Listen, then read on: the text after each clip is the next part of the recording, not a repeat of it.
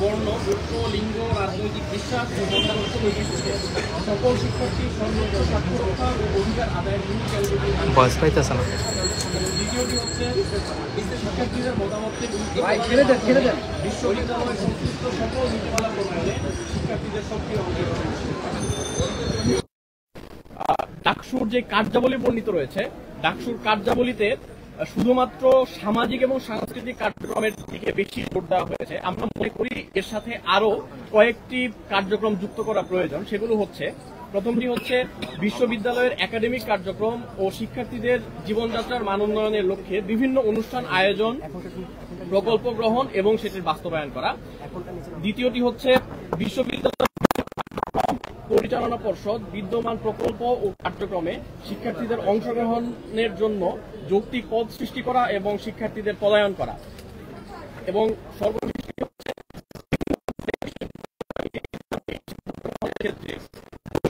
Digital outreach শিক্ষার্থীদের মতামত করা ও প্রকাশ করা। গণতন্ত্র রয়েছে, বর্তমান গঠনতন্ত্রে সভাপতির যেই স্বেচ্ছাচারী যেই ক্ষমতা অর্পণ করা আছে সেটি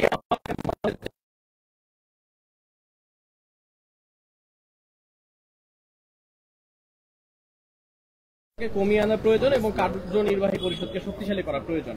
এক্ষেত্রে যে বিষয়টি সমস্যাপূর্ণ মনে হয়েছে আমাদের, যে সভাপতি যে কোনো সময় সংসদের সার্বিক স্বার্থে কমিটিকে সম্পূর্ণভাবে বাতিল করতে এবং পুনরায় নির্বাচন আহ্বান করতে বা সংসদ পরিচালনার ক্ষেত্রে যে কোনো পদক্ষেপ নিতে পারে। এই একচ্ছত্র যে ক্ষমতা সভাপতিকে দেওয়া হয়েছে, এটি একজন সভাপতিকে স্বেচ্ছাচারী হয়ে উঠতে বাধ্য করবে। ফলে আমরা মনে করি, যেহেতু ডাকসু একটি নির্বাচিত কাঠামো এবং এই নির্বাচিত কাঠামোতে সভাপতি পদটি অনির্বাচিত, এক্ষেত্রে সভাপতির পদটি কোনো ধরনের নির্বাহী কার্যক্ষমতা থাকা উচিত নয় এবং এই পদটিকে সম্পূর্ণরূপে আলংকারিক পদ হিসেবে ঘোষণা করতে হবে এবং সভাপতির সমস্ত ক্ষমতা সীমিত করে সিদ্ধান্ত গ্রহণের ক্ষমতা নির্বাহী পরিষদের হাতে ন্যস্ত করতে হবে। আমরা দেখতে পেয়েছি যে ডাকসুর যে পদগুলো রয়েছে, নির্বাহী এবং অন্যান্য পদ, সেই পদের ক্ষেত্রে কিছু সংশোধনের ব্যাপারে আমরা প্রস্তাবনা করেছি।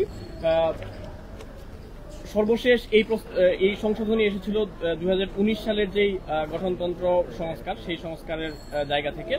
আমরা মনে করি বিদ্যমান যে পদ এখন বর্তমান যেটি রয়েছে 5 স্বাধীনতা সংগ্রাম ও মুক্তিযুদ্ধ বিষয়ক সম্পাদক, এক্ষেত্রে আমরা দুটি সমস্যা লক্ষ্য করেছি। ব্যক্তির ক্ষেত্রে যে জোর প্রদান, অর্থাৎ এখানে বলা হয়েছে জাতির পিতা বঙ্গবন্ধু শেখ মুজিবুর রহমানের দর্শন ও আদর্শের প্রচার করা, এটি হচ্ছে ডাকসুর যে একজন সদস্য তার একজন কাজ হবে, একটি কাজ হবে স্বাধীনতা সংগ্রাম এবং মুক্তিযুদ্ধ বিষয়ক সম্পাদকের কাজ হবে জাতির পিতা বঙ্গবন্ধু শেখ মুজিবুর রহমানের দর্শন এবং আদর্শের প্রচার করা। আমরা মনে করি ব্যক্তি নির্ভরতা থেকে সরে এসে মতাদর্শগত যে প্রচার, সেই প্রচারই মূল উদ্দেশ্য হওয়া উচিত। মুক্তিযুদ্ধের যে সঠিক আদর্শ, সেই সঠিক আদর্শের প্রচারই এই সম্পাদকের কাজ হওয়া উচিত। এবং একই সাথে বাঙালি জাতীয়তাবাদের যে প্রশ্ন এখানে অ্যাড্রেস করা আছে, অর্থাৎ বাঙালি জাতীয়তাবাদের প্রচার এবং প্রসারের যে দায়িত্ব দেওয়া আছে, আমরা মনে করি সেই দুই জায়গায় পরিবর্তন এনে এই স্বাধীনতা সংগ্রাম এবং মুক্তিযুদ্ধ বিষয়ক সম্পাদকের যে কাজ, সেই কাজটি এমন হওয়া উচিত ব্রিটিশ বিরোধী আন্দোলন থেকে শুরু করে ভাষা আন্দোলন, মুক্তিযুদ্ধ, স্বৈরাচার বিরোধী আন্দোলন, নিরাপদ সড়ক আন্দোলন ও জুলাই এর গণ অভ্যুত্থান সহ সকল গণতান্ত্রিক আন্দোলনের স্পিরিটকে ধারণ করে দেশের সার্বভৌমত্বের সুরক্ষা, মৌলিক মানবাধিকার, গণতান্ত্রিক মূল্যবোধ, পারস্পরিক সম্প্রীতি ও বাংলাদেশি জাতীয়তাবাদের প্রসারে গুরুত্বপূর্ণ ভূমিকা পালন করবে। এছাড়া বিদ্যমান পদ 5(6) বলা আছে কমন রুম এবং ক্যাফেটেরিয়া বিষয়ক সম্পাদক। এক্ষেত্রে কাজের ক্ষেত্রে বলা আছে যে কমন রুম এবং ক্যাফেটেরিয়া বিষয়ক সম্পাদক ইনডোর গেমস এবং ইনডোর গেম তত্ত্বাবধান করবেন এবং এটি বাস্তবায়নের ক্ষেত্রে কাজ করবেন। এক্ষেত্রে আমরা মনে করি যে দুইটি স্বতন্ত্র পদ সৃষ্টি করা যেতে পারে, পাঠাগার, পাঠকক্ষ এবং কমন রুম বিষয়ক সম্পাদক। যেহেতু প্রতিটি হলে এবং বিভিন্ন ফ্যাকাল্টিতে পাঠাগার এবং পাঠকক্ষের ব্যবস্থা আছে, সুতরাং এই বিষয়টির দিকে নজর রাখার জন্য পাঠাগার, পাঠকক্ষ এবং কমন রুম বিষয়ক সম্পাদকের প্রয়োজন আছে, এবং ক্যাফেটেরিয়া এবং ক্যান্টিন বিষয়ক সম্পাদক। এই দুটি পদ সৃষ্টির মাধ্যমে এই বিষয়গুলোকে সুচারুভাবে বাস্তবায়ন করা সম্ভব। এবং আমরা মনে করি যে বর্তমান কাঠামোতে 5 এবং 5 স্পষ্টভাবে বর্ণনা করা হচ্ছে সাহিত্য সম্পাদক এবং সাংস্কৃতিক সম্পাদক দুটি স্বতন্ত্র পদ। এক্ষেত্রে আমরা মনে করি যেহেতু কাজের সামঞ্জস্যতা রয়েছে, ফলে সাংস্কৃতিক বিষয়ক সম্পাদক এবং সাহিত্য সম্পাদক এই দুইটি পদকে একসাথে মার্জ করে সাহিত্য ও সংস্কৃতি বিষয়ক সম্পাদক হিসেবে একীভূত করা যেতে পারে। এক্ষেত্রে আমরা সময়ের চাহিদার আলোকে দুটি নতুন পদ সৃষ্টি করার জন্য প্রস্তাবনা পেশ করছি। একটি হচ্ছে নারী ও সমতা বিষয়ক সম্পাদক এবং দ্বিতীয়টি হচ্ছে ধর্ম ও সম্প্রীতি বিষয়ক সম্পাদক। বিদ্যমান গঠনতন্ত্রতে পরবর্তী নির্বাচন অর্থাৎ একটি নির্বাচন হওয়ার পরে কার্যক্ষমতা যখন নির্বাহী পরিষদ গ্রহণ করে, এর পরবর্তী যে নির্বাচন, সেই নির্বাচন কবে হবে এই বিষয়ে বর্তমান যে গঠনতন্ত্র সেখানে স্পষ্টভাবে বলা আছে যে 365 দিন এই নির্বাহী পরিষদের কার্যকাল হবে, এবং এই 365 দিন পর 90 দিনের ভেতরে 365 দিন থেকে শুরু করে এর পরবর্তী সময় থেকে শুরু করে 90 দিনের ভেতরের একটা সময়ে পরবর্তী নির্বাচন নিশ্চিত করতে হবে। কিন্তু এই বিষয়ে স্পেসিফিক ভাবে কোনো ধরনের কোনো গাইডলাইন দেওয়া হয়নি। সে কারণে আমরা মনে করি যে আমাদের প্রস্তাবনা হচ্ছে মেয়াদ শেষ হওয়ার 30 দিনের মধ্যে নির্বাচন কমিশন গঠন করতে হবে। এক্ষেত্রে নির্বাচন কমিশন ডাকসু সভাপতি প্রধান নির্বাচন কমিশনারকে মনোনয়ন দিতে পারবেন, এবং ডাকসুর যে কার্যনির্বাহী পরিষদ এটার মতামতের ভিত্তিতে 2 জন নির্বাচন কমিশনার এবং সিন্ডিকেটের সদস্যদের পরামর্শের ভিত্তিতে 2 জন নির্বাচন কমিশনার, অর্থাৎ মোট 5 জন নির্বাচন কমিশনারের মাধ্যমে নির্বাচন কমিশন গঠিত হবে, এবং এই নির্বাচন কমিশন 90 দিনের ভেতরে পরবর্তী ডাকসু নির্বাচন অনুষ্ঠিত করতে বাধ্য থাকবেন।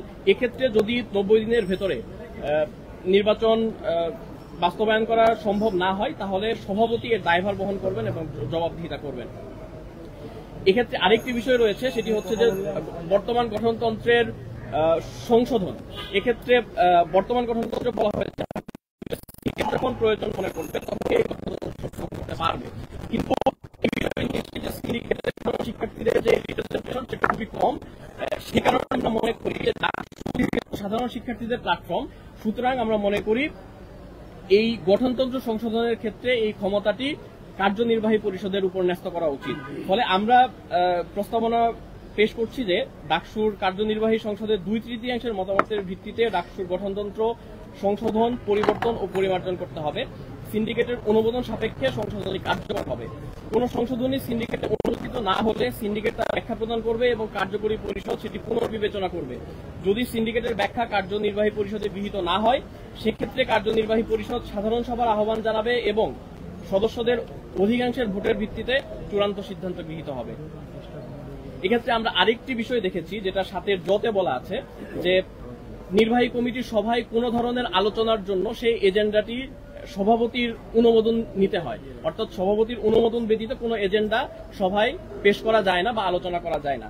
এক্ষেত্রে আমরা মনে করি যে প্রস্তাবিত ধারাটি এমন হওয়া উচিত, সংশোধিত ধারাটি এমন হওয়া উচিত যে সভা অনুষ্ঠিত হওয়ার অন্তত 24 ঘন্টা পূর্বে এজেন্ডা সমূহ সভাপতিকে শুধুমাত্র জ্ঞাত করতে হবে, এবং সভায় কোরামের 2/3 আপত্তি থাকলে সেই এজেন্ডা আলোচনা সূচি থেকে প্রত্যাহার করা হবে। অর্থাৎ আগে সভাপতি নিজেই কোনো একটি আলোচ্য সূচি নিজে প্রত্যাহার করে নিতে পারতেন।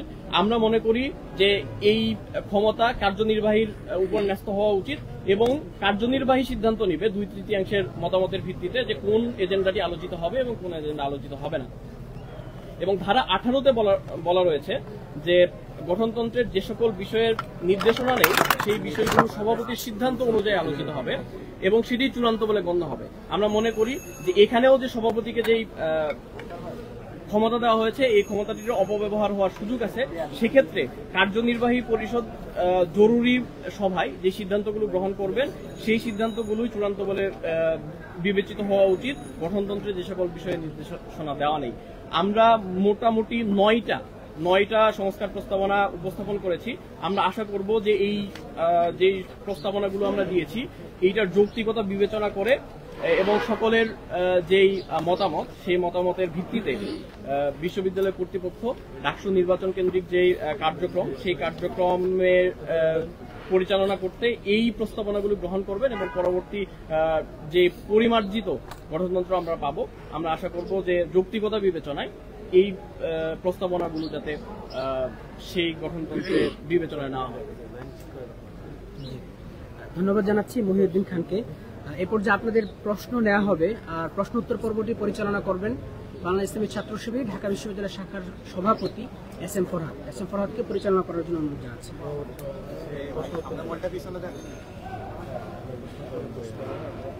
সম্মানিত সাংবাদিকবৃন্দ, আপনারা নিশ্চয়ই এতক্ষণ ধরে আমাদের লিখিত যে প্রস্তাবনাটি আমরা বিশ্ববিদ্যালয় কর্তৃপক্ষকে জমা দিয়েছিলাম সেটি সারমর্ম শুনেছেন। এখানে আমাদের প্রাইমারি প্রিন্সিপাল ছিল শিক্ষার্থীদের নির্বাচিত প্রতিনিধিকে সত্যিকারের ক্ষমতাটি অর্পণ করা এবং বিশ্ববিদ্যালয় কর্তৃপক্ষের যে স্বেচ্ছাচারিতার সুযোগ ছিল সেটিকে কমিয়ে নিয়ে আসা। দ্বিতীয়ত, এখানে মানে মুক্তিযুদ্ধ ইন্ডাস্ট্রির যে প্র্যাকটিস আওয়ামী লীগ শুরু করেছিল সেটিকে মুক্তিযুদ্ধের সঠিক ইতিহাস চর্চার ধারা এবং গণতান্ত্রিক আন্দোলন সবগুলোকে একসাথে অ্যাকোমোডেট করবার চেষ্টাটুকু আমরা এখানে করেছি। আপনারা আপনাদের জ্ঞাতার্থে আমরা বেশ কয়েকটি কপি এখানে অ্যাভেলেবল রেখেছিলাম, সেখান থেকেও নিতে পারেন এবং একই সাথে আমরাও এটার সফট কপি আপনাদের জন্য দিয়ে দেবো। আপনারা আমাদেরকে নক দিলে আপনারা পেয়ে যাবেন। একই সাথে আমরা অল্প সময়ের মধ্যে শিক্ষার্থীদের জন্য কয়েকদিনের মধ্যে চেষ্টা করবো সেটি বুকলেট আকারে অ্যাভেলেবল করবার জন্য। এর বাইরে আপনাদের কোনো জিজ্ঞাসা ডাকসু সংক্রান্ত কিংবা ডাকসু নির্বাচন সংক্রান্ত বা আমাদের প্রস্তাবনা সংক্রান্ত যে কোনো জিজ্ঞাসা থাকলে, কোনো কনফিউশন থাকলে প্রশ্ন করতে পারেন।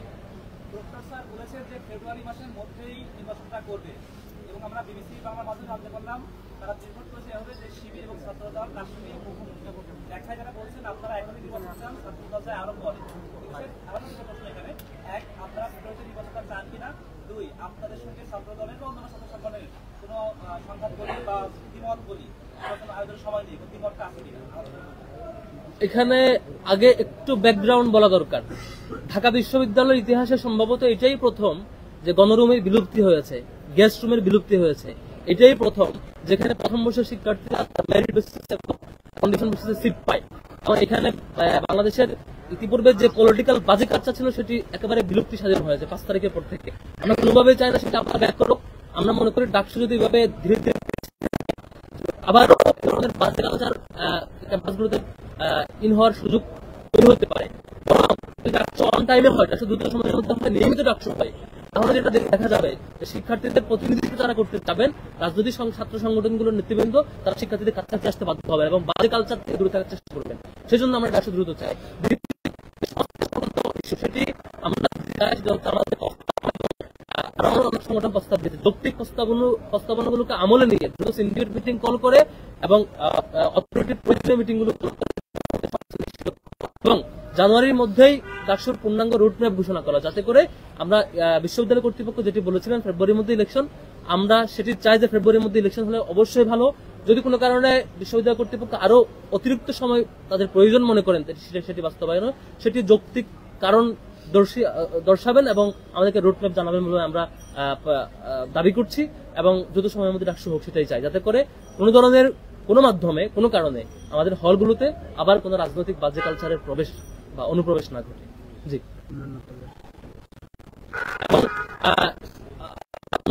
সংগঠনগুলো প্রশ্ন আসছে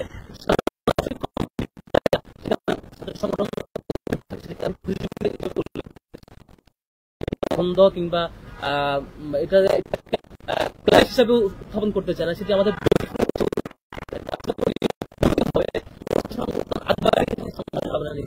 কারণ ছাত্র সংগঠন